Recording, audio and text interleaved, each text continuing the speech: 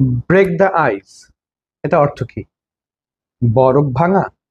না, break the আইস এটা অর্থ হচ্ছে একটি নীরব পরিবেশকে স্বাভাবিক করা। The teacher told a joke to break the ice on the first day of a class.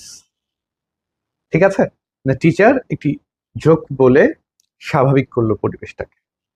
অনস in a blue moon, এটা অর্থ কদাচিৎ বা খুবই কম। I eat fast food once in a blue moon, আমি খুব কম ফাস্ট ফুড খাই। নাম্বার 3, আন্ডার দ্য ওয়েদার, ওয়েদারের নিচে? না, আন্ডার দ্য ওয়েদার মানে অসুস্থ লাগা।